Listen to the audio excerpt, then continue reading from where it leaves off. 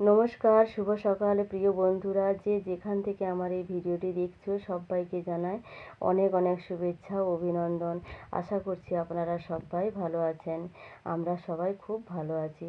সকাল সকাল বেগুন পোড়া ও পান্তা ভাত খেয়ে আমরা সবাই মিলে তাড়াতাড়ি করে রান্না কমপ্লিট করে দুপুরের খাবার খেয়ে আমরা তাড়াতাড়ি করে বেরিয়ে পড়লাম মাকে নিয়ে হাসপাতালের উদ্দেশ্যে। আর যত রাতই হোক না কেন আমাকে তো আবার বাড়ি ফিরতে হবে। আর ভিডিওটি দেখতে থাকো, তুমি জানতে পারবে। দিদি, জামাইবাবু, ভাই সবাই মায়ের কাছে আছে। রাতে তো দিদি থাকবে, এক রাত্রে তো ব্যাপার, ওই থেকে যাবে। ওই 1:30টা নাগাদ মায়ের ব্লাড দেওয়া শুরু হয়ে গেছে, এখন ব্লাড নিচ্ছে। আমি কিন্তু 4টে নাগাদ বাড়ি ফেরার উদ্দেশ্যে বেরিয়ে পড়লাম। ছেলে বড়মশাই বেরিয়ে পড়েছে, একটা স্টপেজে ওয়েট করছে, ওইখানে একসঙ্গে মিট করব। ফিরেছি প্রায় রাত্রি 9টা বাজে। আর কোথাও গেলে যাওয়ার সময় ঘর দর কি অগোছালো করে রেখে দিয়ে গেছিলাম দেখো। রাত তো অনেক হয়ে গেছে, আর কি করব রান্না। আমি আটা মাখিয়ে দিলাম, বড়মশাই বেলে দিল, আর আমি তাড়াতাড়ি করে ভেজে আলু ভাজা রুটি করে আর আমরা সবাই মিলে খেয়ে দিয়ে একটু তাড়াতাড়ি ঘুমিয়েও পড়লাম। ভোরবেলা আবার তাড়াতাড়ি উঠতে হবে, আর অনেক কাজ আছে ভোরবেলা।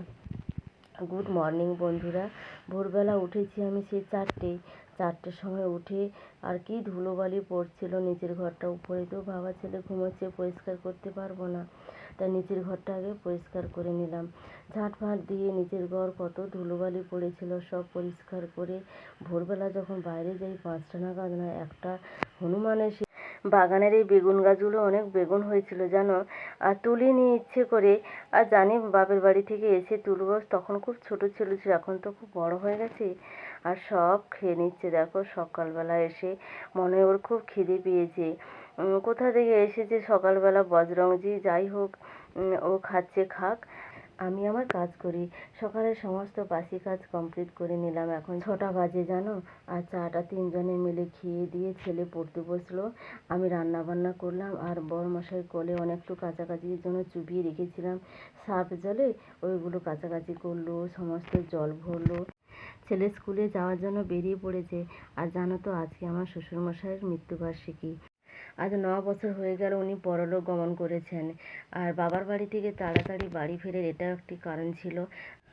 আমার মনে ছিল না, উলুবেড়িতে নেবে যখন ওর বাপি মালাগুলো কিনলো, তখন মনে হলো। ছেলে তো স্কুলে চলে যাবে, তাই চান করে রেডি হয়ে ওর দাদুকে আর মালা দিয়ে নমস্কার করে নিল। পরেও দুপুরবেলা ওর বাপি আবার ওর বাবা মাকে মালা পরাবে। আর ছেলেকে গাড়িতে তুলে দিয়ে এসে আমি অনেক বাসন পড়েছিল, সেই সকাল থেকে সমস্ত চায়ের বাসনও পড়েছিল, ওইগুলো মেজে ধুয়ে নিজে চান করে দুপুরের খাবার খাওয়ার জন্য রেডি হতে চলে এলাম, কারণ আমাকেও আবার বেরোতে হবে একটু। দুজনে খেয়ে দিয়ে ওর বাপি একটু রেস্ট নিল, আমি বেরিয়ে পড়লাম স্কুলে যাওয়ার উদ্দেশ্যে। আজকে গার্জেন মিটিং ছিল, বাপের বাড়ি থেকে ফিরে আসা এটাও একটি কারণ ছিল। আজকে স্কুলে গার্জেন মিটিং, ফাইনাল পরীক্ষার আগে একটা গার্জেন কল হয় তো, তাই আজকে হয়েছে। আর ছেলের হাফ টিফিনের ছুটি হয়ে যাবে, একসঙ্গে মা ছেলে ফিরে এসে ড্রেস ফ্রেস চেঞ্জ করে আমি বাগানে চলে এলাম। বাগানে প্রচুর কাজ। এই কারি গাছের গাছটাকে আজকে কাটবো, খুব বড় হয়ে গেছে, হাফ কেটে দেবো, ওখান থেকে গোড়া থেকে কেটে দিলে ওখান থেকে আবার গাছ বেরোবে।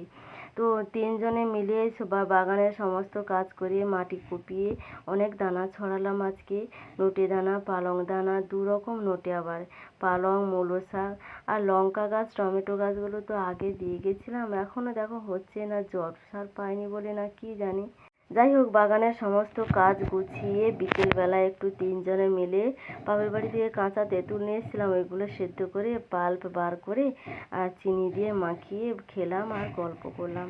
সন্ধ্যাবেলা ওর বাবা গেল একটু মার্কেটের দিকে, ছেলেকে পড়তে বসিয়েছিলাম, কিন্তু ওর ভীষণ কানের ব্যথা করছে। বাবার বাড়িতে অনেক সাঁতার কেটেছে তো, আর জলেও ডুবেছে পুকুরে, তাই কান ব্যথা করছে। আগামীকাল ওকে ডাক্তার দেখাতে নিয়ে যাব। আর আমি এখনও ঘুমোচ্ছে, ঘুমোক, আমি জামা কাপড়গুলো ভাঁজ করে উপরে নিচে রেখে দিলাম। ওপরের বিছানার বাপি গুছিয়ে দিয়েছে, আমি তো ভোর সেই 4টে উঠেছিলাম, আর এখন সোয়া 6টা বাজে উপরে উঠলাম। আর সারাদিন ছাদে ওঠাই হয়নি। রাতের জন্য কম তেল দিয়ে পাতলা পাতলা পরোটা আর ছোলার ডাল রান্না করে মা ছেলে বেরিয়ে পড়লাম সামনে একটি দোকানে যাব বলে। ছেলে যাবে না বলছিল, কিন্তু ওকে একা ছেড়ে দিয়ে যাব, তাই নিয়ে গেলাম। ওর বাপি মার্কেটে আছে। আর দোকানে গিয়ে আমরা ছোটো ছোটো বাড়ির নিত্য প্রয়োজনীয় কয়েকটা জিনিস শেষ হয়ে গেছিলো, ওইগুলো কিনে নিয়ে আমাদের এই গ্রামের পাশের পাড়ায় জগদ্ধাত্রী মায়ের পুজো হয়। তিনজনে মিলে ওই ঠাকুর দেখতে গেলাম। ঠাকুর দেখে এসে বাড়ি ফিরে ফ্রেশ হয়ে তিনজনে মিলে রাতের খাবার খেয়ে, আর ছেলেকে তো আর পড়াতে বসালাম না, ওর খুব টায়ার্ড হয়ে গেছে, কানটাও যন্ত্রণা করছে। রাতের খাবার খেয়ে দিয়ে আমরা শুয়ে পড়লাম। আজ আসি তাহলে, ভালো থাকুন, সুস্থ থাকুন, বাই বাই।